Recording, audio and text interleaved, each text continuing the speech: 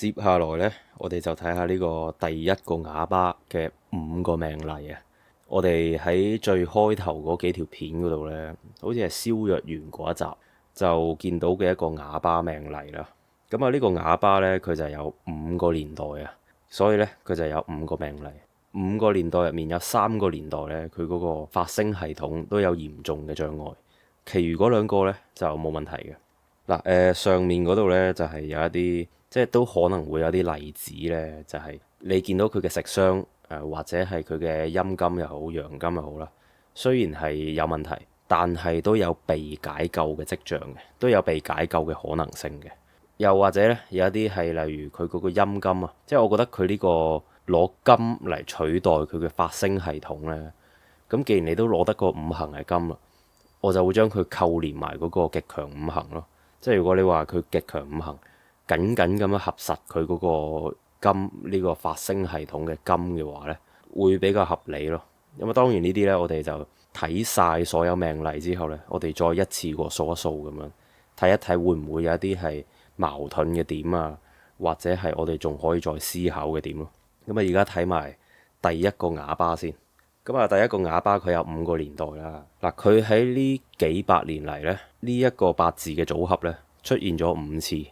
呢啲咁嘅四同八字呢，如果你冇一條柱係去借代呢一個時代啊，或者你唔去睇佢嗰個人員司令啊，嗰個用事嘅司權啊，又或者你唔去睇佢個節氣所導致嘅嗰個命宮嘅唔同呢，你又真係好難去區分，即係點解同一個八字組合呢一條命佢係一個正常人，嗰一條命佢係一個啞巴呢？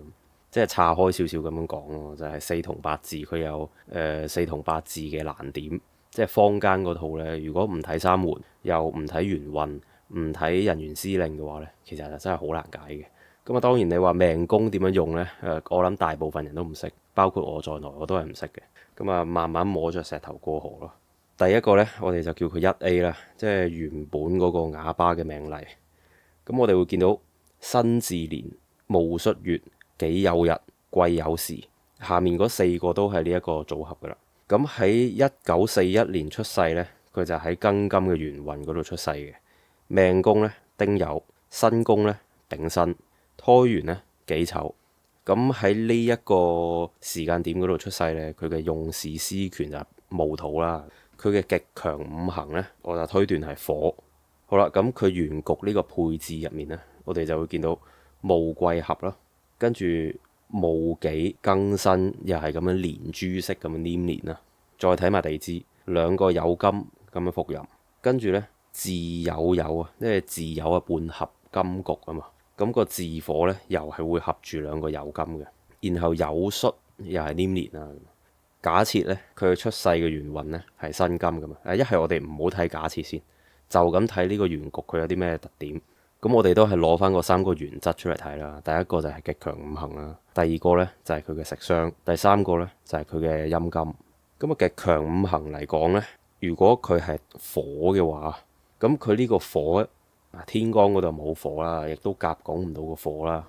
地支嗰度呢，就係得一個自火喺度，咁個自火呢，又係合住2個酉金嘅，叫唔叫牽動佢嘅極強五行呢？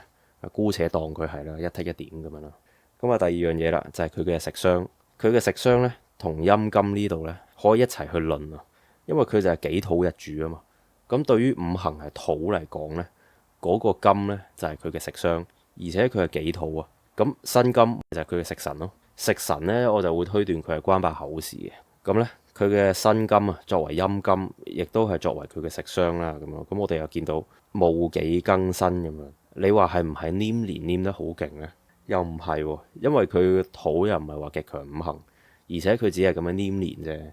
再者戊己庚辛啊嘛，1、2、3、4個辛金係喺最尾嗰度咁樣黐一黐嘅啫。咁如果你話佢有個丙火喺度嘅，咁佢當然係可以合得再實啲啦。但係佢冇啊嘛。辛宮睇唔睇呢？我姑且就唔睇住先，淨係睇佢原局4柱啊。咁佢個辛金喺天干嚟講呢，就唔係話受困困得好死嘅。再睇埋地支呢，地支係2個酉金伏吟，又要俾個戌土黏連啊，咁又俾個自火呢咁樣伴合住。咁啊，地支嘅酉金呢，地支嘅陰金呢，我覺得受困嘅程度呢係嚴重過天干嗰個嘅。咁你都可以話食傷同埋陰金兩個問題都存在啦。咁但係如果我哋淨係咁樣睇嘅話呢，佢嘅出世元運啊，即係呢個庚金啊，就唔係話好一個決定性嘅因素，就導致佢喺呢一個時代嗰度呢，佢嘅發聲系統會有嚴重嘅問題。假設啊，出世元運地支係申啦咁啊，咁我哋就會見到自申合啦。嗱，自申合呢，當佢又係一個假設啊，個火就係佢嘅極強五行，咁佢自申合呢就合住晒，跟住申酉戌呢又係會咗個金局，兩個陰金呢就夾喺中間嗰度，就夾得好死咁樣咯。咁你就可以話哦，佢嘅食傷啊，亦都係佢嘅陰金啊，就受困得非常之犀利。然後呢，我哋再睇埋佢嘅命宮啦。嗱，佢嘅命宮呢就係丁火啦。咁啊，索性命宮、胎元、申宮都一齊睇咁樣。嗱，佢嘅丁火呢係需要嚟解救佢呢個申金嘅。咁但係佢入唔入到嚟呢？佢又好似入到嚟，因為呢，佢入嚟嘅過程呢就冇遇到個癸水啊。咁所以佢又冇被擋走啊，係嘛？入面又見唔到壬水，壬水又唔會導致佢被合實，佢又唔會話見到兩個丁嘅伏壬咁啊。咁所以個丁火呢，命宮丁火呢，其實係入到嚟嘅喎。嗱，呢個就係第一個疑點啦。點解佢個丁火入到嚟嘅？命宮嗰個酉金又係酉金未講啦。個酉金其實就我會覺得係入唔到嚟嘅，因為佢一入嚟呢，首先嗰啲咩巳火啊、辛金啊、戌土啊嗰啲就會令到佢係都喐唔到嗰個酉金啊，想入嚟迎開佢啊。再者迎嘅力量其實係細嘅，咁所以呢，佢反而係天干個丁火入到嚟。地支嘅酉金咧就入唔到。好啦，再睇埋嗰個胎元啊，胎元己土咧，己土咧佢就等於強化咗佢日主己土嘅嗰個力量啦，需要招感一個乙木入嚟啦。咁但係乙木呢一度就唔係好關佢嗰個食傷事啊，反而你話兩個己土佢合飛一個甲木出嚟，咁呢個甲木咧就係招感個庚金去打開佢啦。但係個庚金而家又係即係黏連啊，黏喺中間嗰度。然後下面又見到陽印啦，咁啊想喐，亦都係需要喐，但係佢又喐唔到，咁啊呢個庚金咧就會出現問題。即係如果你話係咁樣嘅話咧，我覺得make sense 嘅。除此之外咧，都見唔到佢個胎元咧係有任何助攻啊，或者係幫助到成個局面去解救佢嘅一個可能性。佢嘅地支咧丑土，丑土一入到嚟咧，佢你可以話係迎開嗰個戌嘅。咁但係佢喺迎開個戌之前呢，其實都見到巳酉丑係合住晒，所以呢，我覺得佢嘅做工能力呢，或者佢做工嘅可能性呢，係偏細嘅。咁啊睇埋嗰個申宮啦，申宮呢，佢就丙申，個丙火見到個申金啊，天干申金就會合住，咁就應該係做唔到工去打呢一個庚金。咁啊再者佢亦都係一個五行係火啦，咁又合住你個身咁，所以都做唔到工。跟住下面地支辛金咧，又係一入到嚟，又係兩個辛金伏吟啊，又見到一個巳火去合住個辛金啊，跟住下面又係申酉戌咁嘅會金局，即係胎命申啊，三門嗰個地支咧都係做唔到工嘅。然後天干嚟講咧，淨係得命宮嗰個丁火係做到工，所以呢個我諗丁火就係啞巴呢個命例嘅其中一個問題啊，就係佢個丁火唔係入到嚟解救佢個辛金嘅咩？好啦，嗱睇埋下面，佢喺2001年呢個元運嗰度出世嘅話呢，佢就冇事嘅。咁我哋又睇一睇2001年呢個元運係乜嘢咯？嗱，2001年呢，佢除咗個元運啊變咗係辛金元運之外啦，佢嘅命宮亦都會因為嗰個節氣問題呢，就變咗係戊戌啊，前面係丁酉啦，而家係變咗戊戌啦。咁仲有啲咩係唔同嘅呢？佢嗰個節氣啊，亦都會導致佢嘅人員司令係唔一樣。咁咧，佢喺呢一度咧，佢嘅極強五行咧，就當佢係變咗土啦。呢條命嚟講咧，咁兩個辛金一出世就已經係伏吟，跟住啊戊己，咁啊好彩又冇個庚啦。咁如果唔係啊連珠式咁樣黏連嘅啦。但係咧，佢都有戊癸合，咁可能佢合住個財咁樣就佢財啊，或者係不過呢個就唔關佢嘅食傷啊言語表達事嘅。咁啊，又係攞翻個三個原則去睇啦。佢嘅土有冇被牽動到先？佢個土啊，唯一就係呢個戊癸合咯，跟住又戊己黏連啊，即係個己個戊土啊，個戊土係會比較大問題嘅。但係個戊土唔關個金事噶嘛。咁啊，再睇下地支嗰度，地支會唔會話夾咗啲嘢啊，夾實啲嘢啊，合實晒啊咁樣？咁啊，地支嚟講咧，明現嘅話得一個戌土，但係咧兩個酉金咧都會合飛一個辰土出嚟嘅。咁啊，再加上佢出世元運啦，假設佢係酉金啦，又多一個辰土出嚟。但係我哋淨係睇呢一個辰土先啦。佢呢一個辰咧係極強五行嚟嘅，咁所以佢呢個戌土咧其實係需要做功去打開佢嘅。咁呢個戌土佢做唔做到功咧？我又認為佢係做到功嘅，因為咧佢個戌土其實同個酉金咧，除咗係黏連，佢亦都係穿開啦。但係佢穿開嘅力度咧，可能就冇呢個卯辰穿去穿得咁犀利，因為戌土同酉金佢始終都係土生金，同埋呢個木克土咧，佢係兩回事嚟嘅。咁我覺得呢一個戌土咧，佢雖然係會穿，但係佢穿得細力啲，但係你都叫做係穿咯。所以佢戌土其實都有呢個做功嘅能力。咁啊，再者你其實個辰土咧，你又可以調翻轉咁樣去，即係佢其實都有一定嘅做功能力咯。呢啲虛腰嘅干支嘅話，都可以咁樣去產生一個交感關係啊。咁啊，如果你話冇咗呢個戌土喺度呢，淨係得呢個辰土夾喺兩個酉金中間呢，咁啊呢個辰土可能係真係會出問題。又或者係你全部都係酉啊，你全部都係酉嘅話，咁呢個辰土夾到咁實呢，加上佢係極強五行呢，咁啊出事嘅機會係大啲。但係而家我哋見到呢，唔係，佢係打得開嘅。咁所以呢，佢再加埋個卯木呢，去打開呢兩個酉金嘅時候呢，咁其實佢嗰個食傷啊，或者係佢嘅陰金都冇乜問題咯。天干嗰度又係冇咩大問題咁樣，除咗兩個辛金喺度咁樣伏吟，咁啊又夾住個丙火啦。但係個丙火今次呢，就唔係極強五行，咁所以你話淨係有個丁火入嚟咁樣去打開佢嘅話呢，都冇問題，因為你都見唔到有嘢可以擋開佢。就算你話個癸水喺度，咁個癸水喺時柱嗰度啊嘛，佢唔係喺個年柱嗰度啊嘛，咁我就覺得冇問題嘅。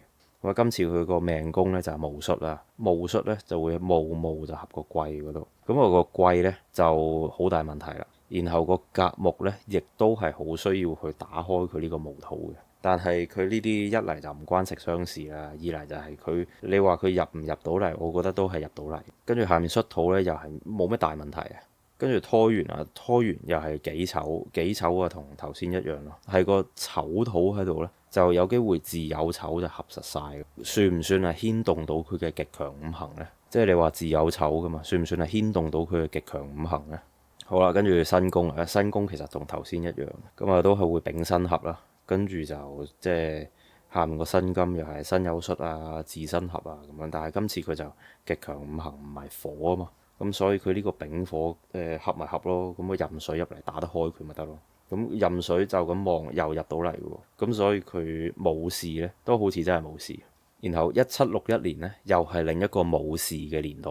咁啊冇事呢個年代呢，佢嘅出世元運就係丁丑。跟住命宮今次呢，都係戊戌喎，然後佢嘅極強五行呢，今次都係土喎，咁所以佢同頭先嗰個都冇咩大分別咁樣咯。咁佢今次下面就巳酉丑咁樣合實晒啦。咁啊呢個酉金可唔可以 call 個卯木入去打開佢呢？我覺得係可以嘅。咁啊雖然你話嗰個卯木一出現嘅時候呢，會俾呢個戌土咁樣合住，但係呢，地支佢個做工關係呢，又好雙向咯。你一出現就一定係衝嘅，例如你卯酉衝咁樣，你唔卯酉衝嘅話呢，你就唯有用個子水啊，或者係用個酉金咁樣去迎開佢哋。如果你又唔迎開佢哋呢，你又唯有用穿。咁但係你知卯同酉嗰個地支相穿呢，其實同時都係黏連嘅，咁就有啲尷尬啦。所以呢，我就會見到佢一旦出現呢，佢點都係衝開晒嘅，即係佢最終嗰個導向都係衝開晒咁樣。咁佢嗰個卯木。嗱，其實佢兩個酉金會夾個辰土出嚟，個辰土同個戌土其實一路喺度做緊功嘅，所以就會變咗卯木一出現嘅時候呢，佢嗰個戌土唔會話同個卯木合得咁實，所以個卯木亦都係有做功嘅能力去打開佢兩個酉金嘅，呢個就係我嘅一個理解咯。好啦，咁我哋睇一睇天干先啦。嗱，地支我哋頭先講咗啦，出世元運個丁火呢，就直接可以打個辛金，我就覺得佢冇咩問題啊。陰金嗰方面又好，你話佢食傷嗰方面都好，都係可以被啟動嘅。咁啊，佢今次嗰個胎命身啊，即係佢嘅命宮啊戊戌，跟住拖完啊己丑，身宮咧丙辛，同前面一樣嘅。嗱，因為佢而家丙戊己咁樣咧，同個丁我又唔覺得佢會產生到啲咩好大嘅合伴，而且佢出世元運嘅時候，佢都未拼埋落去元局四柱嗰度，大家都係喺出面咁樣入嚟咧，就唔太會嘅話咩攝實喺中間嘅，咁我都睇唔出有啲咩大嘅分別。之後咧就係1701年。1701年呢個元運出世嘅話呢，佢都係發聲系統有問題。嗱，呢個元運呢，除咗嗰個命宮啊會變翻丁酉之外呢，佢嗰個極強五行都有機會變嘅。跟住咧，呢個元運又係丙火喎。嗱，丙火嘅話呢，我哋唔好睇個地支住先啦。佢嘅極強五行如果係火呢，丙辛合呢，咁樣就合得好實噶啦。跟住下面又係巳火咁樣啦。如果我哋睇埋個地支咧，地支都係假設嘅咋。但係你唔睇埋地支嘅話，你就真係少咗好多嘢可以去區分呢個四同八字。嗱，個元運丙火咁樣合住啦，個神土又會點樣呢？俾兩個酉金咁樣去合住，咁所以佢嘅第一個就係極強五行丙火啦。跟住呢，佢嘅食傷同時亦都係佢嘅陰金，亦都出現咗問題，都係被合住。咁啊，但係佢合嘅就唔係極強五行咯，就係有個神土喺度咯。然後呢，你話地支嗰個極強五行有冇牽動到呢？佢巳酉啊半合，跟住辰巳啊半黏咁，一剔一點咯，又係即係你咁樣，然之後又楞兩個酉金嘅話呢，算唔算牽動到呢？啊，呢個又有一個問題出現咗啦。咁啊，第三呢，就係佢嗰個丁火，丁火入唔入到嚟打開呢個辛金呢？又好似入到喎，但係佢一入到嚟呢一度呢，其實佢就變咗係丙丁戊啊嘛。而家丙火喺呢度。丁火咧一出現咗嘅話咧，就好似攝咗喺呢個年嗰度啊，咁咧就需要嗰個癸水去咁樣打開佢，咁啊但係個癸水咧又俾個戊土合住咗，所以佢係需要個甲木去打開佢啦，跟住需要個己土去打開佢啦，咁啊己土就喺呢一度啊，咁啊甲木一出現咗嘅時候，又會俾個己土合住咗，咁個己土要打開佢嘅話，因為而家戊己黏連啊嘛，就需要個乙木啊，但係你話個乙木入唔入到嚟咧，又好似入到嚟喎，係嘛？即係如果佢個乙木咁樣去入嚟嘅話咧，又好似入到喎。咁啊呢個位又有一個問題啦。第二個問號啦，就係個乙木好似入到嚟喎。咁啊，但係你又睇咯，如果你需要打開呢個辛金咧，首先丁火係第一重啦。咁丁火咧佢就藏咗喺呢度，因為第一重藏啊。咁啊第二重咧就係需要個癸水，個癸水又被合住，咁所以你又要招感，可能你當佢呢個係第二重咁樣啦，就係己土同甲木啦。然後咧，己土同甲木咧，又各自需要招感啊、庚金啊、乙木啊，咁樣去打開佢哋喎。咁你姑且又可以叫佢哋做第三重。咁你咁樣藏法咧，我唔知有冇明確地帶到呢一點咧，就係你需要嘅嘢不斷藏嚟藏去咧，都好似係出事，即係都好似係一種好做工好唔流暢、好唔順暢嘅一種表現咯。呢個我唔肯定啊，戴定頭盔先啊，我唔肯定啊。咁但係你會見到佢需要嘅嘢咧，係不斷咁樣藏嚟藏去嘅。地支亦都係啦，地支其實頭先大部分都講晒㗎啦。今次就係即係佢命宮又變翻丁酉咁樣啦。咁個丁酉咧，個酉金一入嚟嘅時候咧，又係俾個神土合住，跟住就又伏吟咁樣。佢迎嘅力度本身都細啊，咁啊仲要被合住，所以佢嘅陰金啊、食傷啊，跟住極強五行呢啲問題全部都係有牽動到嘅。然後啊，頭先都提到啦，佢需要嘅嘢不斷藏嚟藏去咁樣咯，咁所以呢一個呢，就變咗係一個啞巴咁樣。最後呢，就係2181年2181年呢，嗰個元運啊，我就係當佢係甲子，咁佢喺呢個元運出世呢，佢個命宮都係丁酉喎，咁你就會見到佢出親事嗰啲元運呢，佢嘅命宮都係丁酉。同埋嗰個係極強五行啊！我話估佢係火咁樣咯。咁佢出親事嗰啲呢，都係火嘅極強五行；冇事嗰啲呢，係土嘅極強五行。咁啊，呢度去到最後啊，提一嘴咁樣啦。雖然我哋啊推斷佢嘅極強五行啦咁樣，但係會唔會話佢嘅出世喺唔同元運，佢嘅極強五行係有機會唔一樣嘅呢？即係我嘅意思就唔係話好似前面呢一種喎，而係講緊你嘅節氣啊係一樣嘅。會唔會係咁樣呢？有冇師兄係有呢啲咁樣嘅經驗，或者係聽講過類似嘅事情呢？又可以喺留言嗰度分享。咁咧，我哋睇到佢呢一個元運咧，甲子啊、甲己合、戊癸合，咁啊又攞翻個三個問題出嚟啦。第一個極強啊，第二個呢唔寫啦，第三個係陰金啦，大家睇得明㗎啦應該。極強五行嘅話呢，火啊嘛，火其實都係呢一啲，都係自有半合，除此之外都冇其他嘢去合住個自火噶啦。但係呢，佢呢個戌同子，假設佢係子嘅話呢，咁戌子中間咪夾住一個亥咯，咁個亥咪不斷咁樣去衝擊呢個極強五行咯，或者係同呢個極強五行有交感關係啊，咁又會唔會係一個問題呢？咁啊睇天干啦，天干嘅話呢，佢有個甲木喺度啦，咁啊甲己合就招緊個庚金入嚟，咁啊庚金啊關到個金事啦，雖然唔係陰金，但係佢好大都係金啊，金啊關個肺事㗎啦。咁個庚金入唔入到嚟呢？又好似入到係嘛？又好似冇嘢去阻撓，亦都冇嘢去合伴住佢。咁一入到嚟呢，個甲木又可以去打開呢個墓土。咁啊，其實佢己庚辛呢，佢個庚金本身係夾住喺己同辛中間嘅。咁有微弱嘅做功能力去打開佢咯。咁如果你話咁樣要去打開佢呢，即係佢又招咁一個丙火去打開，個丙火一蒲頭呢，就會俾呢個辛金去合住㗎。否則呢，嗰個庚金就好似一出現呢，就會攝咗喺呢度中間咁啊！呢啲都係唔知嘅。我發現呢，講講下呢，就會多咗好多係我自己嘅個人臆測出嚟。咁啊，希望大家唔好介意啊。即係我都唔知道點樣去捉嗰條路，即係你點樣去判斷佢係擋啊定係啟動啊？跟住佢一入到嚟嘅時候，佢又係放喺邊一啲位置嗰度呢？呢啲咁嘅虛拱嘅同實體存在明現嘅，又會唔會係好明確咁樣去區分佢哋個位置咧？定還是一出現咗就會填入去呢？咁啊呢一啲呢，我都係唔係好清楚嘅。咁啊，但係呢度我見到幾庚辛啊嘛，咁所以佢庚金可能一出現呢，就冇辦法話直接打開呢一個甲木，即係如果佢係會一出現就夾住喺中間嘅話咧，咁佢需要個丙火，咁個丙火一出現咧就會合住佢呢個辛金，咁啊需要個壬水去打開佢，然後咧你又會見到，誒辛壬癸喎，咁個壬水又會夾住喺中間，又需要個無土去打開佢咁。但係就咁望落去咧，就好似都冇話有咩極強五行係緊緊合實佢嘅陰金，除咗個自火半合咯。跟住個自火又咁樣受到衝擊咯，但係你話佢自火又應喺佢嗰個語言表達啊、發聲系統，咁又好似唔係好合理喎，係嘛？跟住呢，我哋又睇一睇佢嘅食傷，食傷其實即係佢嘅陰金啦。佢嘅食傷又頭先講過嘅問題都係喺佢呢一度嘅，即係都冇咩其他嘢係可以講到出嚟嘅，咁就係咁樣咯。咁啊嗰陣時先生有提及過話呢。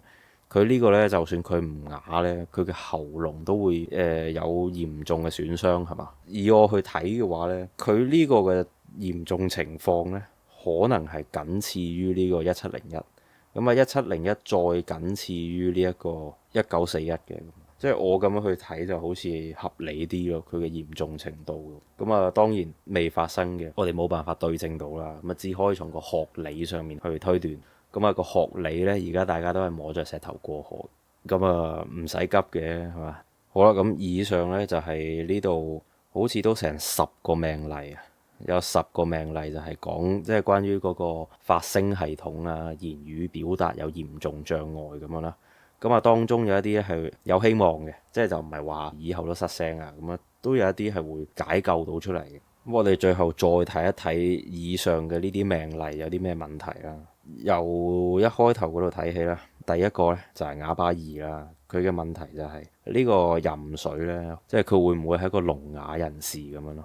第二個命例呢，就係啞巴3號，啞巴3號呢，就係佢嗰個丙火呢，其實係可以咁樣入嚟打開佢嘅，跟住佢亦都冇見到有明顯嘅辛金啦。然後就係地支啦，地支呢，如果佢冇一個咁樣嘅明顯嘅辛金，又或者佢冇辛金嘅話，佢一個咁樣嘅自火半合住嗰個酉金嘅話呢，算唔算係牽動到佢嘅極強五行呢？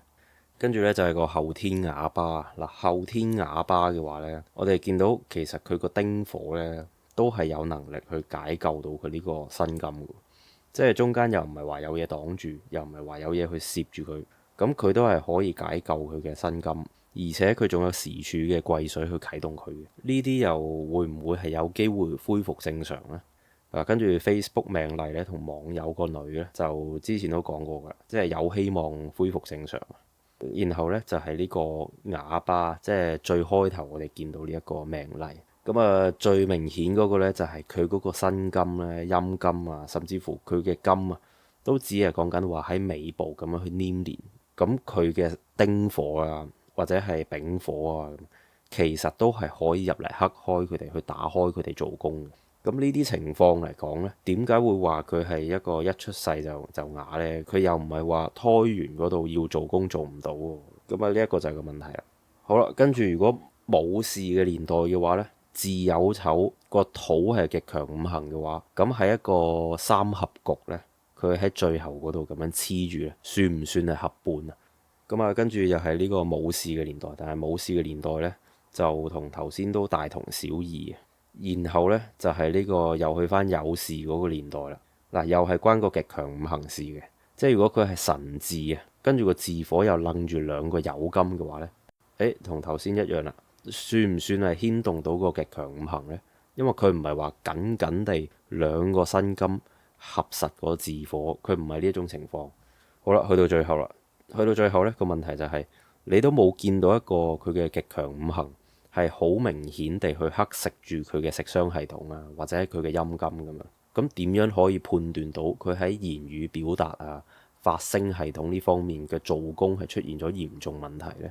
好，以上呢就係呢條片嘅內容啦。咁啊，大家都可以就住以上嘅呢啲問題呢，就住以上呢啲方向呢，去討論一下，互相交流一下啲心得。咁啊，都係嗰句啦，實踐出真知。